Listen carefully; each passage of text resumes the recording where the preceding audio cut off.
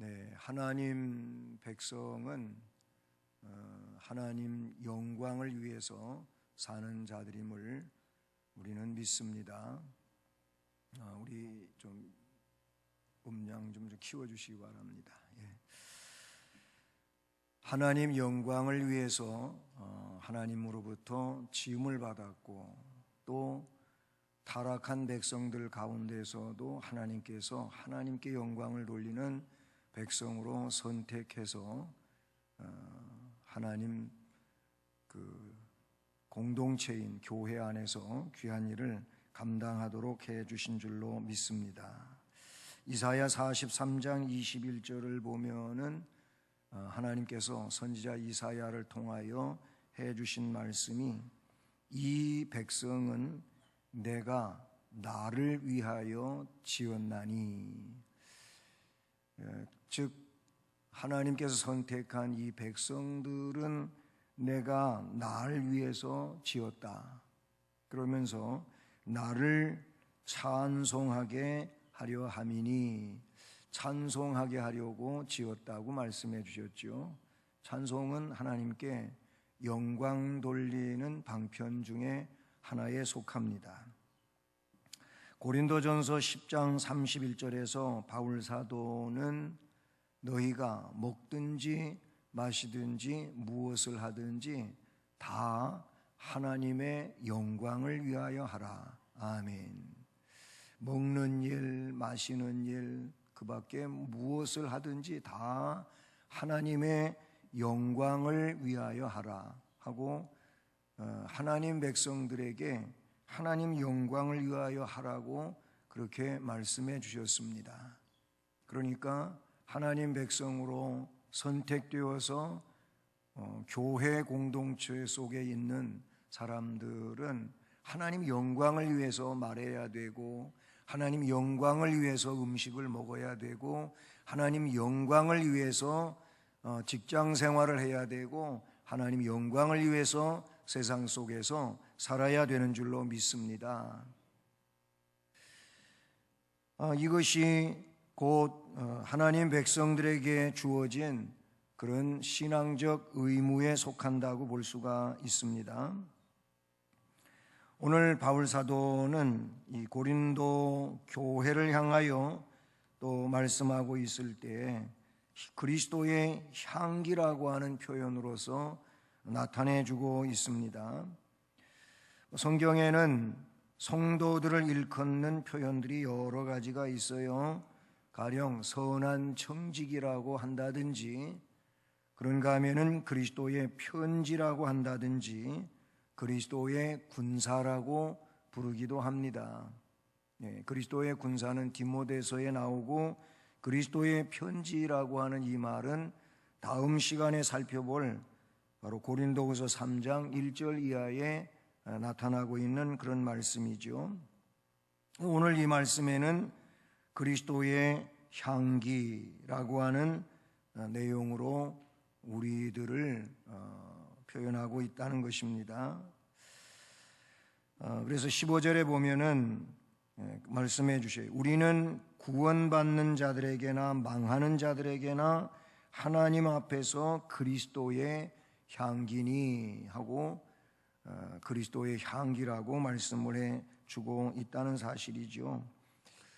바울 사도가 자신을 비롯해서 복음의 증거자로 나서는 이 선교 일행과, 또 고린도 교회이든 데살로니가 교회이든 아니면 빌립보 교회이든 소아시아에 있는 여러 가지 교회이든 어떤 교회이든, 또 오늘 이 시대에 속한 교회에 속한 하나님의 백성이든 전부 다 그리스도의 향기로 이렇게 표현하고 있어요.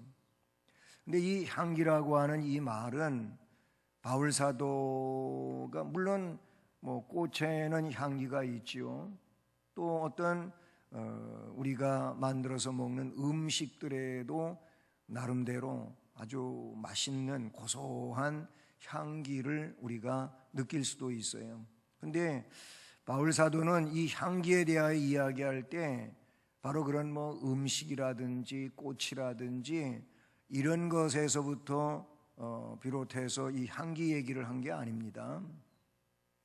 로마 시대인데 그 바울 시대도 로마 시대 아닙니까? 그 시대에는 로마가 세계를 지배하고 있었다, 이렇게 보면 돼요. 그래서 그때에 하는 말, 모든 길은 로마로, 이런 말도 있었던 거예요. 그만큼 세계, 그 근동 세계를 지배하고 좌우하던 나라가 로마입니다. 그만큼 로마는 아주 강력한 나라고 또 방대한 나라였다, 이렇게 볼 수 있어요. 로마 군대는 또 굉장히 싸움도 잘하고 거의 뭐 승리로 이끌어요.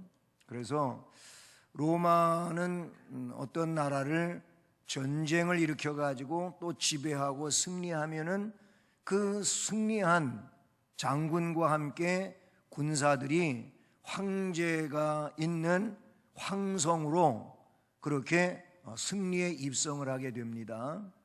그러면 이 승리에 입성을 할 때 그냥 무슨 뭐 노랫소리 뭐 이런 것만 있는 게 아니고 그 황제가 있는 황성으로 들어가게 될 때 거기에는 굉장히 고든 길로 쫙 이렇게 펼쳐져 있어요. 그래서 이 길을 갈 때 그 가도에 양쪽에 그리고 그 주변에 있는 모든 사람들 집에서 향을 피워요. 향불을 피우는 거예요. 그래가지고 향 냄새가 진동을 하게 만들었다고 하는 그런 역사적인 내용이 있어요.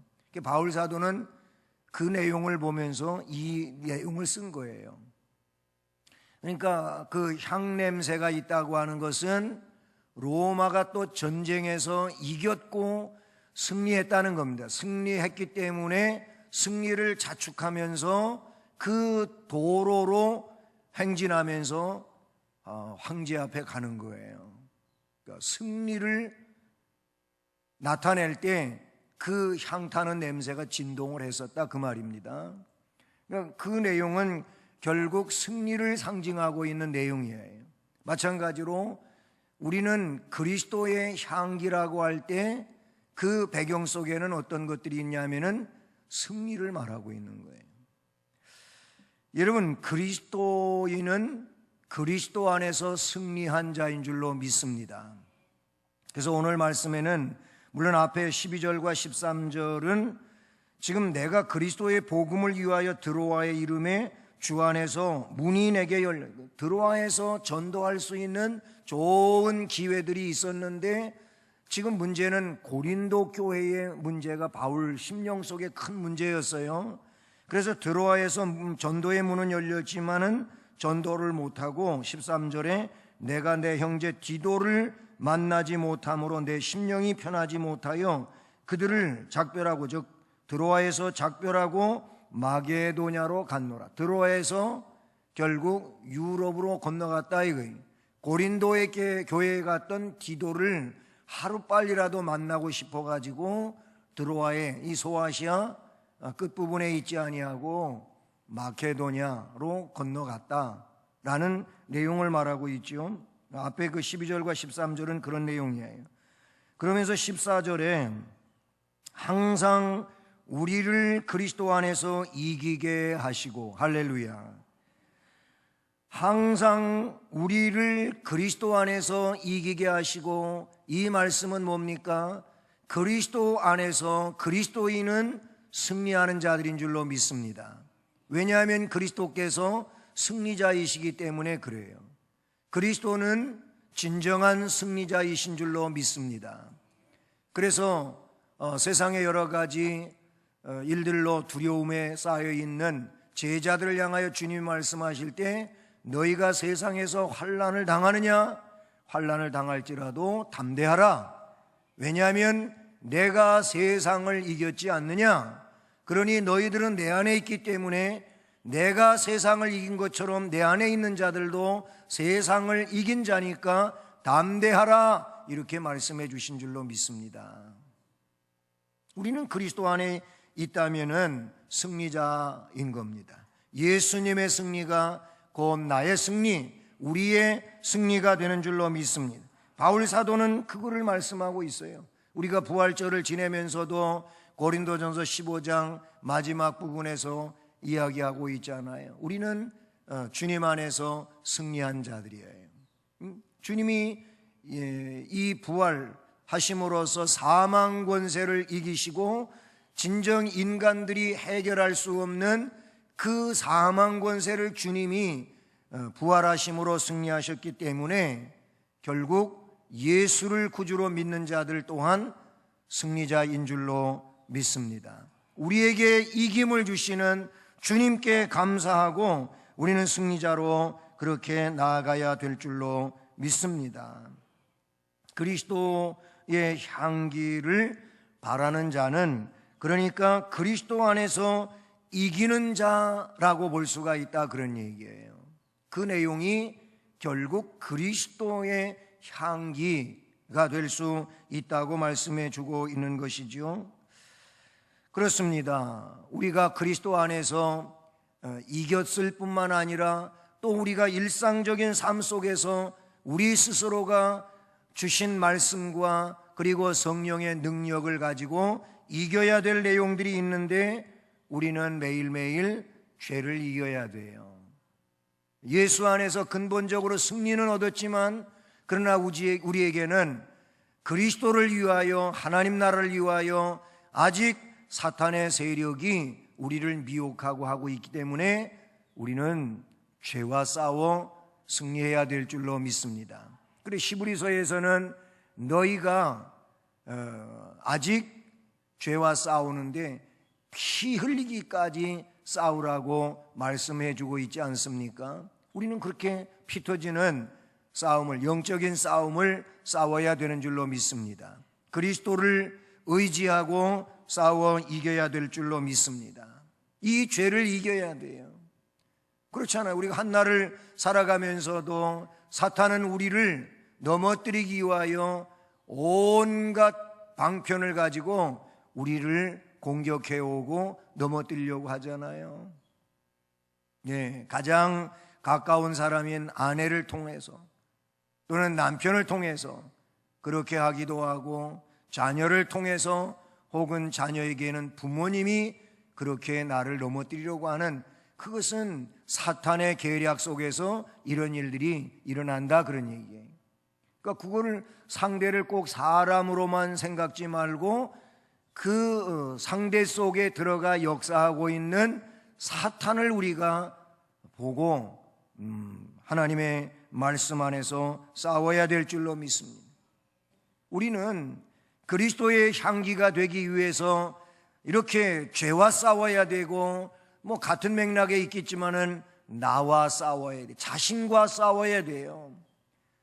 뭐 그런 얘기 있잖아요. 정말로 가장 큰 적은 밖에 있는 것이 아니고 내 안에 있어요. 내 안에 내 자아가 결국은 말씀을 순종하지 못하게, 승복하지 못하게 나의 고집이, 나의 경험이, 나의 지식이, 나의 상식이 자꾸 하나님의 말씀을 온전히 순종하지 못하게 만드는 이런 일이 있다는 거예요. 우리는 그리스도의 향기가 되려면은 나를 이기는 자가 되어야 된다, 그런 얘기예요.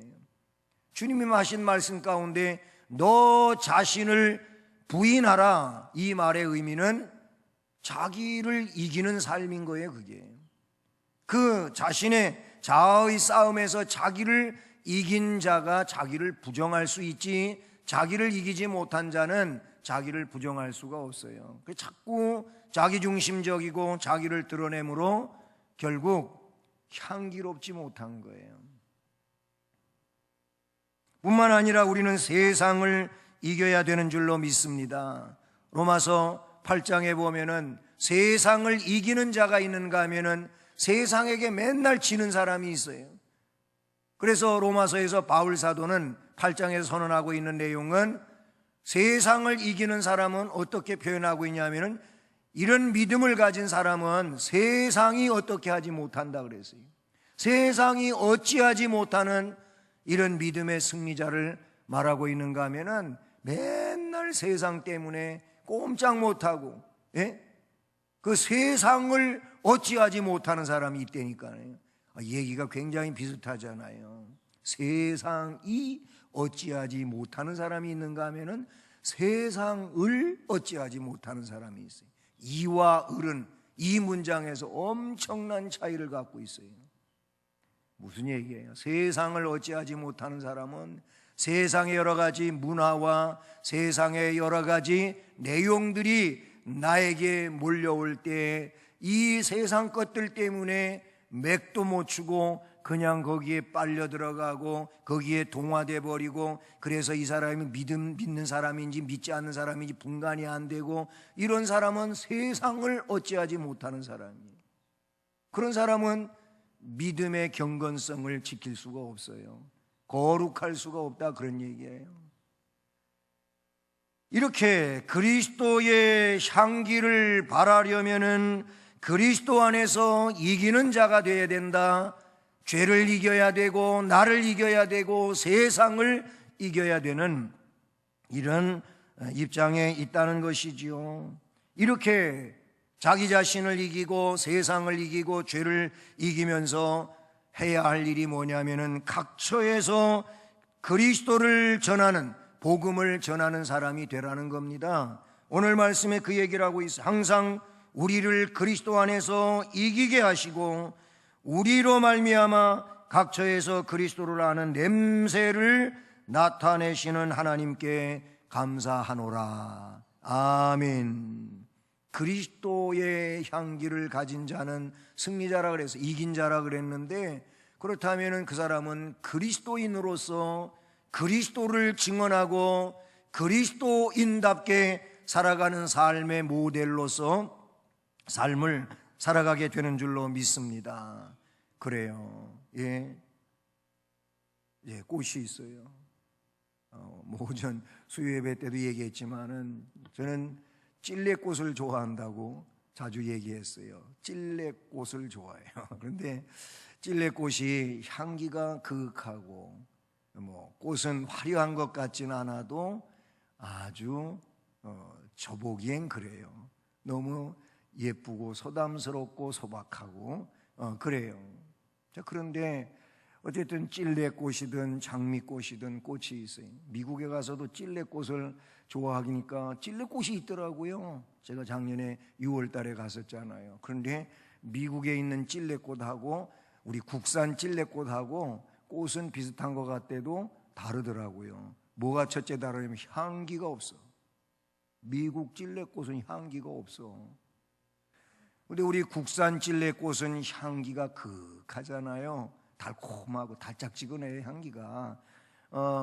그래서 노랫말에도 찔레꽃을 배고플 때 따먹었다고 하는 그런 노랫말도 있어요. 어쨌든 찔레꽃이 좋아서 찔레꽃에 가서 향기를 맡은 냄새, 향기가 없어. 향기가 찔레 덤불도 우리 국산하고는 달라. 우리는 국산답게 그렇게 오밀조밀 하잖아요. 근데 거기는 이 찔레꽃 가지 하나가 쭉 늘어져 가지고 꽃이 듬성듬성 펴 있고 이렇게 더라고. 그런데 향기가 없더라고. 그건 다르긴 달라. 근데 우리나라 찔레꽃은 수원에서 핀 찔레꽃이 부산에서 폈다고 향기가 다르냐? 그렇지 않아요. 여기 있으나 거기 있으나 똑같아요. 마찬가지죠. 장미가 있는 곳에는 그 장미꽃이 있으니까 장미꽃 향기가 그렇게 달짝지근한 향기가 느껴지잖아요. 그렇죠? 마찬가지. 그리스도인은 여기에 있으나 저기에 있으나 가정에 있으나 직장에 있으나 그리스도인으로서의 그런 인품이 있고 향기가 있는 줄로 믿습니다. 그러니까 저 사람은 그리스도인이야, 예수쟁이야, 저 사람은 교인이야, 저 사람은 신자야, 이런 얘기를 하게 되는 이유가 뭡니까? 제대로 신앙생활 하니까 그런 얘기를 듣는 거예요. 만약에 제대로 신앙생활을 안 하면 저 사람은 가짜야, 가짜. 뭐 교회는 다녀도 저 사람이나 나나 똑같은데 뭐 맨날 나하고 하는 게 똑같은데 뭐 이 가짜예요, 가짜. 그러면 안 돼요. 우리는 정체성이 분명해야 될 줄로 믿습니다. 그게 뭐냐면 그리스도의 향기라 그런 얘기예요. 아니 예수님이 바리새인 앞에서 뭐 바리새인 같이 그렇게 했습니까? 오히려 바리새인을 지적하고 잘못이 뭔지를 말했고 그래서 회개하라고 했고 그렇게 하지 않으면 화 있을진저 그렇게 말했어요. 그 뭐예요? 우리 주님은 하나님 나라의 원칙을 우리에게 말씀해 주신 줄로 믿습니다. 그래서 그리스도를 각처에서 전하는 자가 결국 그리스도의 향기를 지닌 자다. 즉 복음을 증언해야 된다. 이 말씀을 나타내 주고 있는 것입니다. 자, 그래서 그리스도의 향기의 실제적 의미를 이야기한다면 이 향기는 복음의 내용을 증언하고 사는 삶이라고 이렇게 볼 수가 있는 것이죠. 그래요. 그리스도인은 그리스도가 구세주이기 때문에 어디를 가든지 그리스도를 전하게 되어 있는 줄로 믿습니다. 왜냐하면 예수님 때문에 내가 생명을 얻었잖아요. 그렇죠? 우리 부활절 지내면서 사망을 이긴 것은 곧 생명이에요, 생명. 생명을 주께서 우리에게 주신 거예요. 그러면 나에게 영생의 생명을 주신 그 그리스도를 우리는 증언하지 않을 수가 없다 그 얘기예요. 그래서 그리스도의 향기 실제적 의미에 있어 복음의 증인을 이야기한다 이렇게 볼 수가 있어요. 그래서 오늘 그리스도의 향기라고 이야기하면서 뭐라고 말씀합니까? 14절에 항상 우리를 그리스도 안에서 이기게 하시고 진리로 말미암아 우리로 말미암아 각처에서 그리스도를 아는 냄새를 나타내시는 하나님께 감사하노라. 구원받는 자들에게나 망하는 자들에게나 하나님 앞에서 그리스도의 향기니 다시 16절에서 이 사람에게는 즉 15절에서 후자로 얘기한 내용이 되겠지요. 전자로 이야기하는 것이 되겠지요. 구원받는 자들에게나 망하는 자들에게 그랬는데 이 망하는 자들에게는 사망으로부터 사망에 이르는 냄새요. 저 사람에게는 즉 구원받는 자들을 말하지요. 그 사람들에게는 생명으로부터 생명에 이르는 냄새라. 누가 이 일을 감당하리요? 아멘. 이렇게 말씀해 주고 있어요. 즉 망하는 자들인 이 사람들에게는 사망으로부터 사망에 이르는 냄새가 우리라. 바울 사도는 그렇게 말하고 있어요. 이게 무슨 의미의 말씀입니까? 우리가 복음을 전하잖아요. 이미 그리스도의 향기는 복음의 증인이라 그랬잖아요. 그러면 우리가 그런 삶을 살아요. 승리의 삶을 살면서 그 증언의 내용의 삶을 살잖아요. 그러면은 우리를 통하여 증언받았어요. 때문에 그 증언을 받고도 구원의 반열로 나오지 아니하게 되면 장차 심판대 앞에 서게 될 때 핑계할 길이 없는 거예요. 그 사람들은 그때 그 그리스도인이 그 예수쟁이가 그 신자가 너에게 본을 보여줬지 않느냐? 증언해 주었지 않느냐? 그런데 왜 믿지 않았니? 그런다는 거야. 우리 주님이 그 말을 지금 바울 사도는 말씀하고 있다 그런 얘기. 그래서 이 사람에게는 믿지 아니하는 이 사람에게는 망하는 자들에게는 사망으로부터 사망에 이르는 향기, 우리가 그리스도의 향기라고 할 때 그렇다는 겁니다. 반대로 구원을 받는 이 사람들에게는 어떻게 생명으로부터 생명에 이르는 냄새라는 겁니다. 할렐루야. 그렇습니다. 때문에 이 향기는 성도들의 선한 행실도 거기에 포함이 되는 겁니다. 예수를 믿으면서 이제 거룩한 성화의 과정을 거치면서 그래서 언어도 순화되어 달라지고 삶의 스타일도 바뀌고 그리고 그 목표 그리고 그 살아가는 삶의 과정 또한 목표를 중요시 여기기 때문에 바르게 살려고 몸부림치고 전심을 다하는 이런 삶이 되지 않습니까? 그래서 거듭난 사람으로서 자꾸 인격적인 삶으로서 성화되어져 간다는 사실이죠. 주님은 마태복음 5장 16절에서 소금과 빛을 이야기하다가 그 결과에 있어 뭘 이야기하냐면은 너희의 착한 행실로 사람들에게 본을 보여줘라. 그렇게 빛이 되라는 거예요. 그래서 너희의 착한 행실을 보고 너희 아버지께 그들로 하여금 영광을 돌리게 하라고 마태복음 5장 16절에서 말씀해 주는 것을 보지요. 하늘 시민은 천국 백성은 이 땅 위에 살아가게 될 때 착한 행실을 갖게 되어 있다, 그런 얘기예요. 이 또한 그리스도의 향기의 실제적 의미가 된다고 볼 수 있는 것이지요. 그러면서 결론으로 17절에서 우리는 수많은 사람들처럼 하나님의 말씀을 혼잡하게 하지 아니하고, 우리는 하나님의 말씀을 혼잡스럽게 만드는 사람들이 아니라 순전함으로 하나님께 받은 것 같이 하나님 앞에서와 그리스도 안에서 말하노라. 아멘. 우리의 삶도 그러하고 말도 그러하고 우리는 혼선을 빚는 이런 것이 되면 안 돼요. 우리는 이 말씀에 있는 것 순전한 내용이 되어야 할 줄로 믿습니다. 그렇습니다. 마리아가 예수님께 바친 나드 향료도 그 표현에 순전한 나드 향, 300근쯤 뭐 이런 얘기가 나오죠. 그런 거를 300데나리오노치나 되는 그 향료를 갖다가 깨 부어버렸어요. 순전하다는 표현을 쓰고 있다는 것이죠. 우리도 순전한 마음으로 하나님께 드리는 삶이 되어야 할 줄로 믿습니다.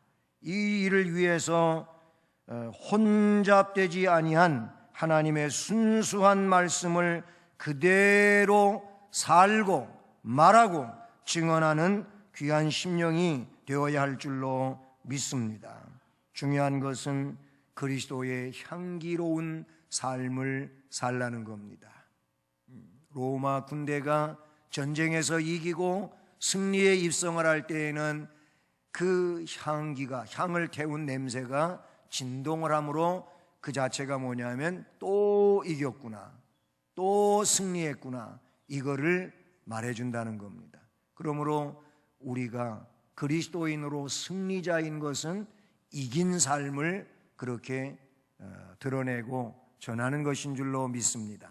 죄와 싸워 이기고 나 자신과 싸워 이기고 세상을 이기는 이 믿음을 가지고 향기로운 그리스도인으로서의 삶을 우리가 잘 감당해 나갈 수 있기를 주님의 이름으로 축복합니다. 사랑의 하나님 아버지, 감사합니다.